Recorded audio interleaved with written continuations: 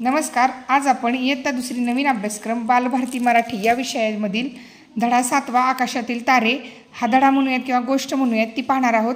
नेहमीप्रमाणे या गोष्टीचं अगोदर मी प्रकट वाचन करून दाखवणार आहे, जेणेकरून मुलांना गोष्ट कशी वाचायची, आवाजाचा चढ उतार कुठं घ्यायचा, कुठे थांबायचं, कुठं सरळ व्यवस्थित वाचायचं हे लक्षात येईल. त्यानंतर इथं खाली काही सूचना दिल्या आहेत त्या देखील मी सांगेन. तर आता मी गोष्ट वाचते, सर्वजण छानपैकी व्यवस्थित ऐका. धडा 7वा आकाशातील तारे. ऐक वाच. एकदा बादशाह आणि बिरबल चांदण्या रात्री गप्पा मारत बसले होते.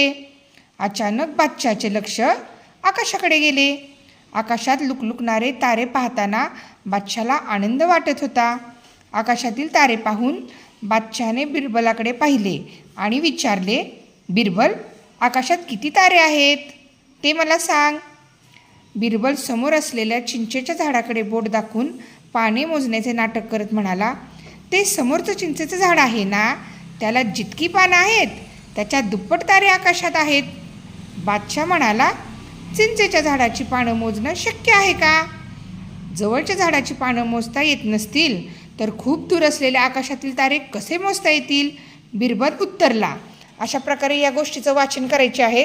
आता ही गोष्ट काय आहे आपण जरा समजावून घेऊयात. बानो हाय, गुड आफ्टरनून. आज आपण कोणती गोष्ट पाहतोय रे? काय नाव आहे गोष्टीचं आपल्या? बरोबर आहे. आत्ता मी गोष्ट वाचली पूर्ण, तुम्ही ऐकली का? तुम्ही त्याचं त्या पद्धतीनं वाचन करून दाखवणार का? त्यापूर्वी मला सांगा, गोष्टीत 2 व्यक्ती आहेत, बरोबर आहे. पहिली व्यक्ती कोण आहे गोष्टीत? बादशाह आणि बिरबल ही दोघं जण आहेत. ती दोघं काय करत बसलेत रे बाळांनो? गप्पा मारत बसलेत. काय करत बसलेत? कुठं बसलेत गप्पा मारत? कधी बसलेत? सकाळी बसलेत का रात्री बसलेत? रात्री. कुठं गप्पा मारत बसलेत? ते चिंचेच्या गप्पा मारत बसलेत, बरोबर आहे. मग गप्पा मारत असताना बादशाह काय म्हणतोय रे बिरबलांना? बादशाहनं कुठं पाहिलं अगोदर? आकाशाकडे पाहिलं. आकाशात बादशाहला काय दिसलं? तारे, लुकलुकणारे तारे. तारे कसे दिसले? लुकलुकणारे तारे. लुकलुकणारे म्हणजे असे चमचम करतात, है की नाही? असे लुकलुकणारे चमचमणारे तारे दिसले. मग ते तारे बघून बादशाह काय म्हणाला रे बिरबलाला? हां, नाही, ते बिरबलाचं उत्तर आहे.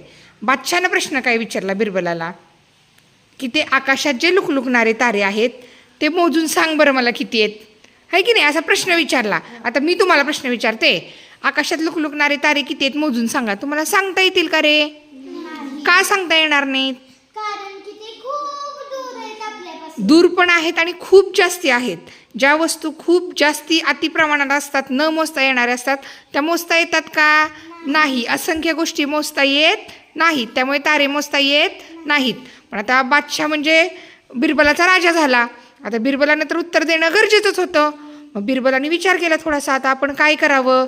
मग बिरबलाला काय आयडिया सुचली रे? बिरबलाने काय उत्तर दिलं बादशाहला? काय आयडिया केली बिरबलानी? सांगा. हाय की नाही? मग बादशाहला आपल्या प्रश्न चुकलाय हे बादशाहला कळलं. बादशाह काय म्हणाला मग? अरे, चिंचेच्या झाडाची पानं कशी मोजता येतील? मग बिरबलाने काय उत्तर दिलं? जर चिंचेच्या झाडाची मोजता येत नसतील तर आपल्यापासून लांब दूर असणारे आकाशातील तारे मोजता येतील का? गोष्ट आवडली का? गोष्ट समजली का? बघा आता ह्या गोष्टीमधून काय अपेक्षित आहे इथं शिक्षकांसाठी किंवा पालकांसाठी, जे पालक आपल्या मुलांचा अभ्यास घेतात त्यांच्यासाठी काय काय अपेक्षित आहे आपण टप्प्याटप्प्याने पाहूयात. विद्यार्थ्यांकडून कथानक, पात्रे व घटनाक्रम लक्षात घेऊन गोष्टीचे वाचन करून घ्यावे. गोष्टीचे वाचन मुलं छानपैकी करणारच आहेत. पाठातील जोडाक्षरयुक्त शब्दांचे अनुलेखन करून घ्यावे. अनुलेखन म्हणजे पाहणे, पाहून जसंच्या तसं लिहिणे. आता पाहण्यासाठी आपण आधी यातले सगळे बाळांनो जोडाक्षरयुक्त शब्द शोधूयात. ठीक आहे. पहिला शब्द सापडतोय का? बघा, हे बघा, चांदण्या. दुसरा काय आहे? रात्री. त आणि र एकत्र येऊन त्र अक्षर तयार झालेलं असतं. तिसरा गप्पा. अनंत नाही, ते अनुस्वाराचा शब्द आहे. आणखी जोडाक्षरयुक्त शब्द कोणता आहे? बघा, इकडे सापडतोय का? हा, असलेल्या, चिंचेच्या, मोजण्याचे, म्हणाला, त्याला, त्याच्या, दुप्पट, परत चिंचेच्या, शक्य, जवळच्या आणि उत्तरला. हे सर्व जोड शब्द आता तुम्ही काय करायचे, बघायचे. आणि अनुलेखन म्हणजे मी काय सांगितलं, पाहायचं आणि आहे असं बघून एकही अक्षर, काना, मात्रा, उकार, वेलांटी काही न चुकवता व्यवस्थित लिहायचं, त्याला म्हणायचं अनुलेखन. ह्या सर्व जोडाक्षरयुक्त शब्दांचं तुम्ही अनुलेखन करा. पुढे बघा, पाठातील चित्रावर चित्रगप्पा घ्याव्यात. आत्ता आपण चित्राच्या गप्पा मारल्या की नाही, काय काय गप्पा मारल्या, चित्रात काय काय होतं, काय काय दिसतं रे, या पहिला आपण बघूयात, जरा चित्रगप्पाच मारूयात. चला, ह्या चित्रात काय काय दिसतंय तुम्हाला? चांदण्या दिसतोय, बिरबल दिसतोय, बादशाह दिसतोय, परत चंद्र नाही का दिसत? हो, चंद्र दिसतोय, माल दिसतोय, खालचं गवत दिसतंय. छान, व्हेरी गुड.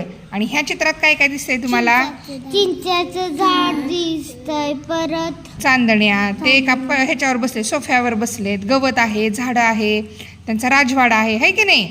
अशा चित्रगप्पा घ्यायच्या. आणि ते आता बाळांनो इथे लक्षात घ्या, ही गोष्ट आहे, गोष्ट तुम्ही ऐकली बरोबर आहे. तुम्हाला आज एक नवीन टास्क असणार आहे. तुम्ही काय करता रे, आपल्याकडे ही गोष्टीची पुस्तकं आहेत, तुम्ही रोज एक चित्र घेता बरोबर आहे. आणि चित्र घेऊन त्या चित्रावर 8-10 वाक्य लिहून काढता की नाही. आज आता तुमच्यासमोर 2 चित्र आहेत. किती चित्र आहेत? 2. हे बघा, हे एक चित्र आहे आणि हे एक चित्र आहे. हे चित्र पाहायचं, चित्रावरून 10 वाक्य तुमच्या शब्दात लिहायचे. तुम्हाला काय वाटतंय चित्रात बघून, की समजा हे दोघे एकमेकांशी काय बोलत असतील ते लिहा, किंवा चित्रात काय काय दिसतंय ते लिहा. पण चित्रवर्णन तुम्ही किती ओळीत करणार आहात? 10 ओळीमध्ये. ह्या चित्रावरून देखील चित्रवर्णन 10 ओळीत लिहा. एक काम करा, ह्या चित्रात काय काय दिसतंय याच्या 10 ओळी लिहा, आणि हे एकमेकांशी काय बोलत असतील त्या 10 ओळी ह्या चित्रावरून तुमच्या वहीमध्ये लिहा. समजलं? आमची मुलं जे काही लिहितील चित्रवर्णन ते मी आपल्या राज्यस्तरीय व्हॉट्सअप ग्रुपवर पाठवूनच देईल. आता पुढं काय सांगितलंय बघूयात. मुलांना इथं स्वतःच्या स्वकल्पनेतून लिहू द्यात. मुलं अतिशय सुंदर स्वकल्पनेतून वाक्य लिहित असतात. आमची मुलं तर रोज लिहितात. पुढे बघा, विद्यार्थ्यांना वाचनासाठी बोधपर कथा, वास्तव व काल्पनिक विषय यावर आधारित वयोगटानुसार गोष्टीची पुस्तकं उपलब्ध करून द्यावीत. आपल्या समग्र शिक्षा अभियानाअंतर्गत किंवा गव्हर्नमेंट ऑफ महाराष्ट्राकडून आपल्याला अशी बरीचशी बघा, आमच्या मुलांचा रोजचा मधल्या सुट्टीनंतर उपक्रमच असतो. जेवण झालं, मुलं जातात ग्रंथालयामध्ये आणि त्यांच्या आवडीची पाहिजे ती गोष्टीची पुस्तकं वाचून काढतात. रोज अगदी 2-2, 4-4 पुस्तकं मुलांची वाचून होतात. याचा सर्वात महत्त्वाचा फायदा काय आहे, ही सर्व पुस्तकं वाचण्याचा? इथं जे सांगितलेलं आहे ना, की विद्यार्थ्यांना इथं सांगितलेलं आहे बघा, चित्रगप्पा घ्याव्यात. जर मुलांनी अशा गोष्टी वाचल्या तर चित्रगप्पा वाचण्यासाठी त्यांच्या डोक्यामध्ये नवीन नवीन कल्पना, विचार येणार आहेत. ह्या छोट्या छोट्या गोष्टीची पुस्तकं आहेत आणि चित्रावरून इथं वर्णन खूप छान दिलेलं आहे, जेणेकरून त्यांना नवीन नवीन कल्पना सुचतात आणि मुलं लेखन करतात. आपण त्यांना जेवढं साहित्य उपलब्ध करून देऊ तेवढी मुलांची विचारशक्ती प्रगल्भ होणार आहे आणि मुलं लिहिती होणार आहेत. त्यानंतर पुढे बघा, ही आत्ता चित्र आपण गोष्टीची पुस्तकं उपलब्ध करून दिली. त्यानंतर विविध माध्यमांद्वारे यातील कथा दाखवाव्यात व ऐकवाव्यात. आता अकबर आणि बिरबलाच्या खूप गोष्टी प्रसिद्ध आहेत, ज्या यूट्यूबला अवेलेबल आहेत. सोबतच याची पुस्तकं देखील बाजारात भरपूर अवेलेबल आहेत. त्यानंतर पाठाचे नाट्यीकरण करून घ्यावे. एकाला अकबर बनवायचं, एकाला बिरबल बनवायचं आणि ते दोघं ह्या पाठानुसार काही गप्पा मारतायत असं नाट्यीकरण घ्यायचं. तेही मी कधीतरी करून त्याचा व्हिडिओ अपलोड करेल. पुढे बघा, प्रत्येक विद्यार्थ्याला आरोह अवरोहासह गोष्टीचे वाचन करता येते का? जसं की मी अगदी सुरुवातीला जे प्रकट वाचन करून दाखवलं, मुलांना ते प्रकट वाचन करता येतं का हे देखील मुलांकडून करून घेणं अपेक्षित आहे. आणि पुस्तके वाचून झाल्यानंतर पुस्तके सुव्यवस्थित ठेवतात का याची खात्री करा. बाळांनो, तुम्ही रोज मधल्या सुट्टीत किती पुस्तकं वाचता रे? 5 वाजता. वाचल्यानंतर ती पुस्तकं अशीच बेंचच्या खाली कुठेतरी टाकून देता का जिथं जागा आहे त्याची तिथं नेऊन ठेवता? कुठं? ग्रंथालयामध्ये. बरोबर आहे का? आणि हीच चांगली सवय आहे. ठीक आहे. बघा, अशा पद्धतीने आकाशातील तारे ही गोष्ट होती. मला वाटते मुलांना छान समजलीच असेल. आता व्हिडिओ मोठा झाला आहे, अपलोड व्हायला अडचण येते, त्यामुळे याचा स्वाध्यायाचा मी स्वतंत्र व्हिडिओ बनवून त्याचा व्हिडिओ मी नंतर अपलोड करेन. तोपर्यंत छानपैकी गोष्ट वाचा, खाली सांगितलेल्या सर्व कृती करा. बाय.